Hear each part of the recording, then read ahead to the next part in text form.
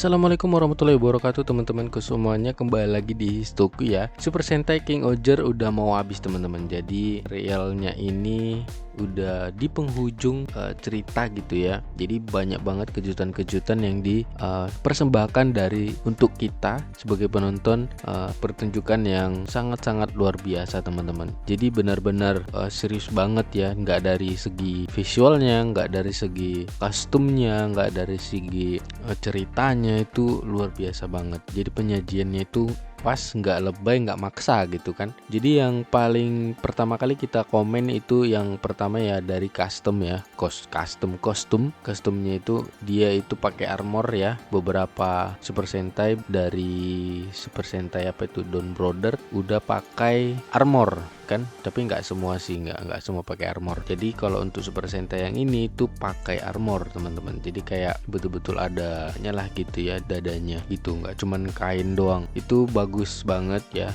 Terus desain dari kepalanya itu juga bagus, cocok gitu ya, nggak ke anak-anakan lah. Jadi mungkin bakal bisa untuk diadaptasi ke Power Ranger-nya juga ini Super Sentai King Oger ya. Jadi kalau misalkan dari segi custom tadi udah, kalau dinilai dari 1 sampai 10, ini kita buat 10 lah ya. Walaupun lebay tapi ya itulah yang beda dari yang lain lah kalau kostumnya gitu. Terus untuk visualnya walaupun kelihatan dari green screen-nya kelihatan gitu kan, kalau itu green screen gitu, tapi dari semua Super Sentai yang pakai green screen-nya itu ini yang paling dominan, paling banyak lah menggunakan green screen gitu kan. Hampir berapa persen gitu ya untuk penggunaan green screen, dan itu nggak mengganggu mata teman-teman. Itu yang paling penting. Dan walaupun mereka pakai green screen, kita masih menikmati setiap alur ceritanya gitu.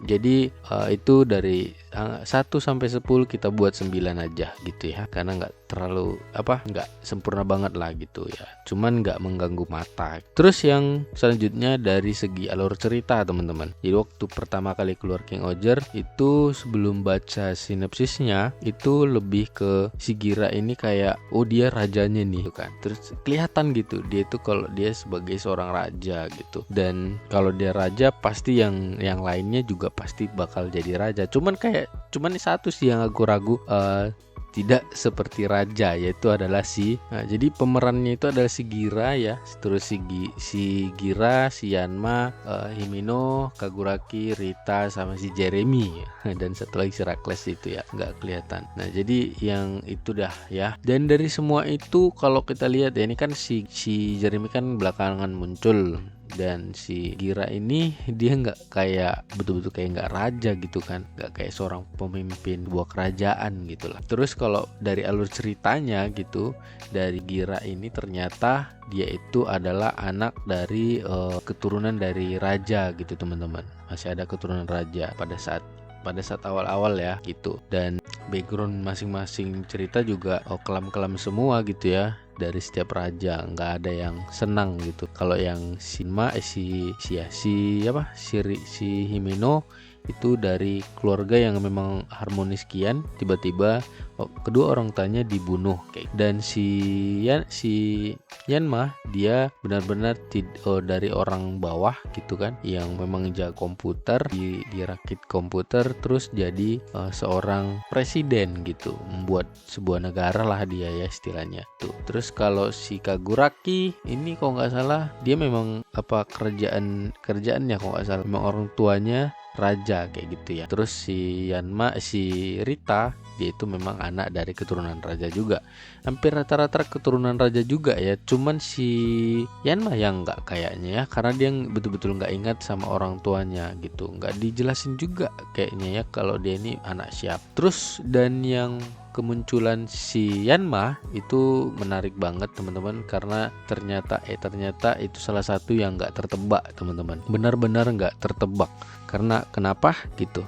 Jadi kalau setiap permulaan dari Super Sentai King Oger ini pasti ada narator ya. yang ngomong-ngomong gitu kayak dongeng, ternyata itu adalah Yanma. Itu salah satu adegan yang nggak tertebak teman-teman, itu betul nggak tertebak karena dari semua Super Sentai biasanya kalau ya membawakan naratornya itu ya pasti dia di balik layar nggak pernah masuk. Ini ternyata dia masuk ya gitu. Dan semua sejarah yang menuliskan itu adalah dia gitu, menuliskan isyarat-isyarat gitulah, petunjuk dari kemunculan Bagnarak gitu kan gitu.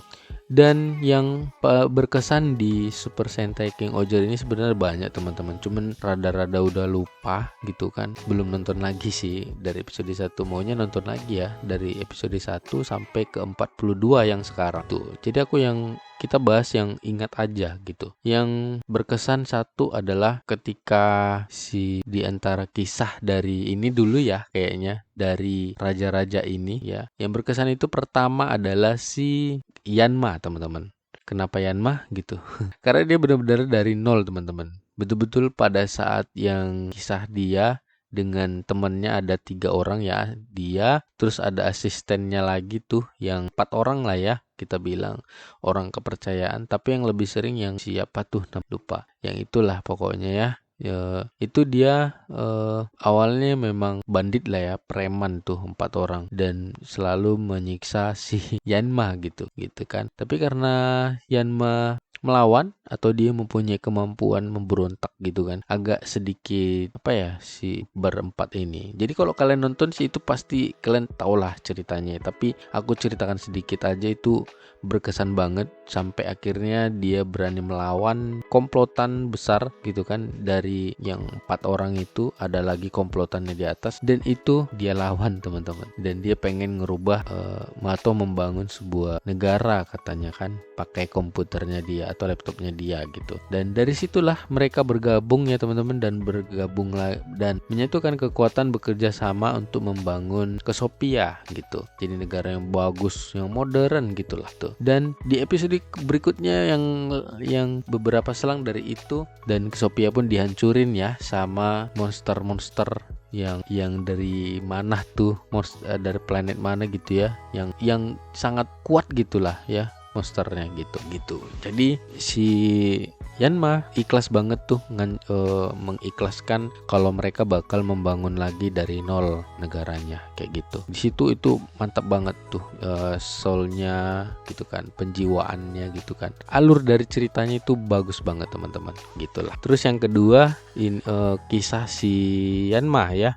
Si Gira. Sementara si Gira ini sih kalau si Gira sih nggak terlalu kita nggak terlalu sedih ya, karena orang tuanya juga nggak diceritain gitu atau nggak diperlihatkan ya. Dari awal sampai ke 42 ini nggak nampak, cuman yang kelihatan itu adalah asistennya dan Sirakles sama dia waktu kecil gitu, nggak dilihatin kedua orang tuanya kan, jadi nggak begitu ini. Dan kalau nggak salah dikabarkan si Gira ini adalah manusia abadi gitu teman-teman. Kita nggak tahu juga nih benar-benar manusia abadi atau gimana gitu kan. Tuh kisahnya masih kurang kurang sedih gitu. Dan si Rita ini dia kan memang keluarga dari kerajaan, dan dia juga dikasih amanah sama ibunya atau mamanya menjadi seorang ratu yang dari umur yang sangat kecil ya, sangat anak-anak gitu, dan dibebani dengan sangat besar gitu tanggung jawab tuh. Tapi dia nggak tahu tuh orang tuanya mati atau gimana pada saat itu kan, cuman dia melenyap gitu aja, dan dia mewarisi tahta sebagai ratu di negaranya tuh, dan jadi hakim juga ya kan tuh. Tapi epic juga sih ceritanya, karena orang tua si Rita ini terbilang masuk dari orang penting dari alur ceritanya gitu teman-teman. Dan ada sangkut pautnya juga dengan si Himino, karena orang tuanya juga meninggal pada saat kejadian amarah dewa gitu kan gitu. Disitulah kedua orang tua si Himeno tewas diracun teman-teman. Itu agak sedih juga sih.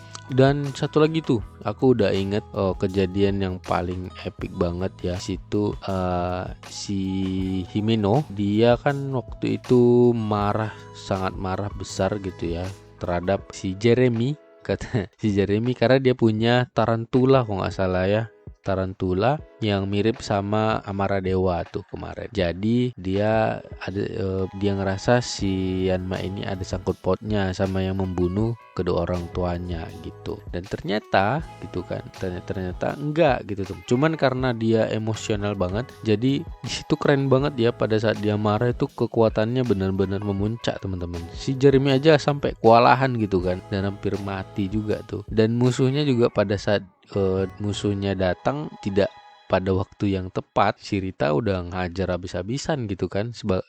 Bayangkan si Gira aja udah sampai kewalahan juga tuh ngelawan gerakan cepat dari musuh itu. Itu kalau nggak salah episode berapa itu tuh nggak tahu juga episode berapa tuh. Pokoknya ada musuh gitu kan, dan dia dihajar habis-habisan. Dan akhirnya di situ juga ada sedikit adegan di mana Rita bercerita ternyata itu dibuat khusus untuk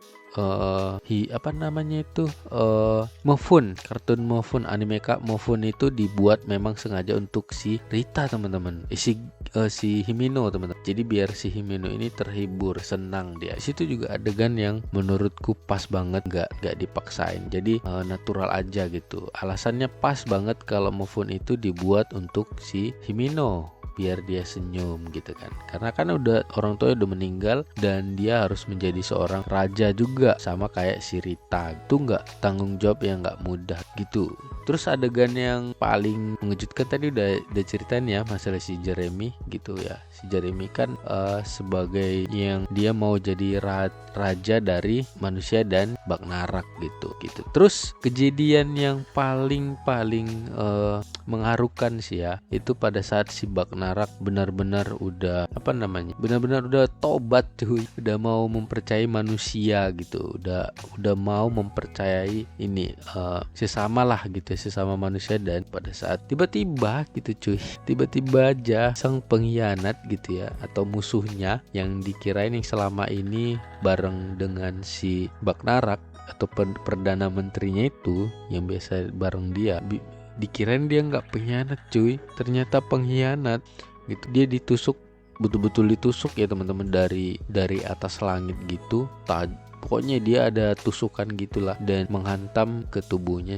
Desnarak namanya, Desnarak langsung keok di tempat teman-teman. Di situ aku sih berharapnya pada saat itu dia jangan mati gitu, tapi bersatu bareng si Jeremy dan jadi tangan kanan orang kepercayaan lah gitu ya sama si Jeremy buat ngebantu Super Sentai gitu.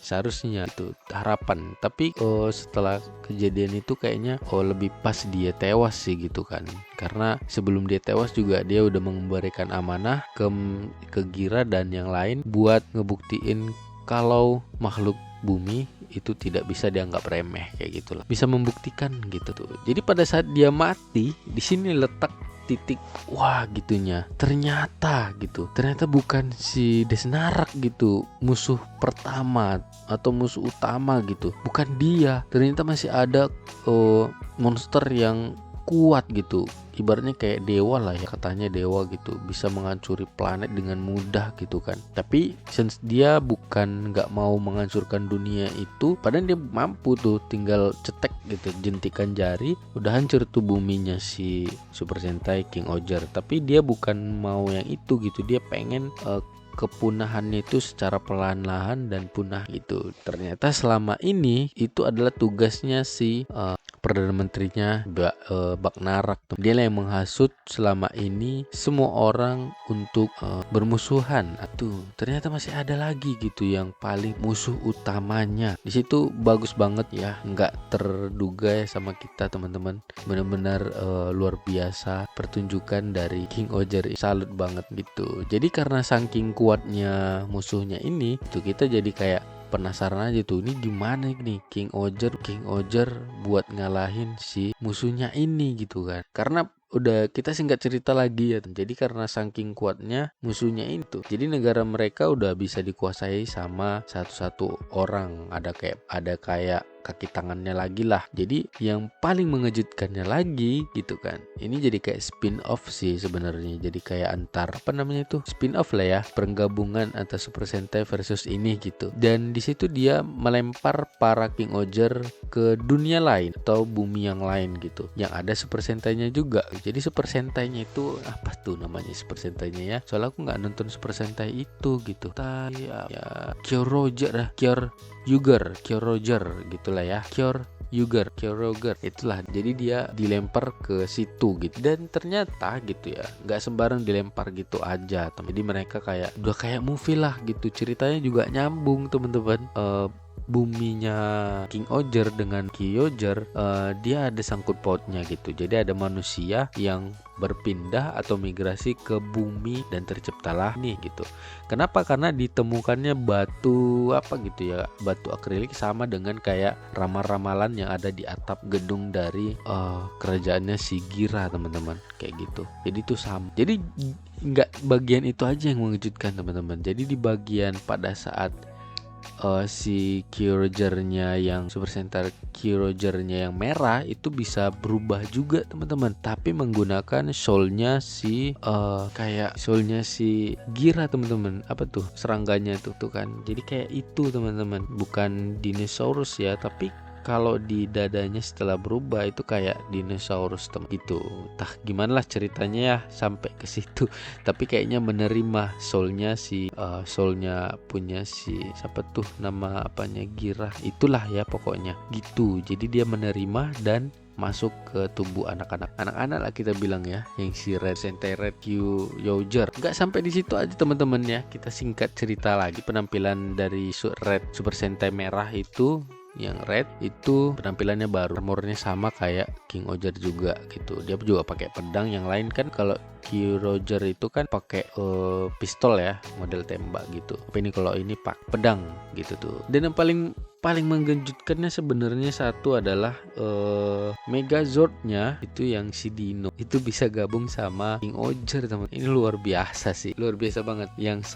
Yang hewan purba bisa bergabung dengan serangga gitu. Itu sampai sedetail itu. Para kru King Oger ini luar biasa banget sih, bisa buat atau robot yang bisa nyatu sama persentai yang lain. Walaupun ya emang kalau dari skenario kan atau sebelum terciptanya King Oger pasti mereka udah pikirin biar caranya apa, tapi nyampe ke sana gitu loh, nggak dipaksain gitu kan, nggak asal nemplok gitu Megazord-nya gitu. Nggak selama ini kan ada yang kayak gitu udah maksa biar kayak kelihatan nyatu lah gitu kan, tapi nggak nyatu gitu, kayak cuman sekedar lengket doang. Tapi kalau ini bener-bener ada slotnya gitu, ada colokannya gitu, jadi mantap bagian. Dan masalah si Rakles teman-teman, dari awal cerita dia itu kan memang udah image-nya jahat ya, jadi raja yang memang jahat banget gitu. Dan awalnya aku udah berpikir kalau dia ini bakal jadi orang baik gitu, atau dia hanya berpura-pura jahat atau gimana lah gitu kan. Ada terselubung gitu, karena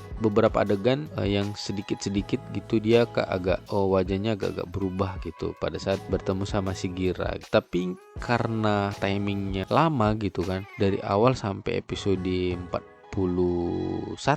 episode baru ketahuan kalau dia itu bukan jahat teman-teman. Jadi dia selama ini jahat itu berpura-pura hanya untuk berkamuflase gitu. Jadi kayak pura-pura aja gitu jahat biar dipercayai sama musuhnya gitu teman. Iya kan? Jadi luar biasa banget gitu. Kebohongan yang sangat jauh teman-teman. Apalagi si Kaguraki cuy. Di episode 42 si Kaguraki selama ini ya, memang nggak selama ini sih, padahal si Kaguraki ini memang agak aneh ya, demi rakyatnya dia bisa berbuat apa aja gitu kan. Jadi yang selama ini yang udah tahu itu kalau Rakles berbohong kalau dia itu jahat, sebenarnya enggak gitu. Dia itu adalah adik dia, apa tuh nama adiknya dia, pokoknya adiknya si Kaguraki. Sengaja mendekati si Rakles atau enggak sengaja atau memang sama-sama cinta gitu sampai mau nikah, dan Rakles meminta tolong sama si adiknya Kaguraki untuk membantu dia. Jadi kayak ya masih rahasia antara mereka berdua lah gitu, tapi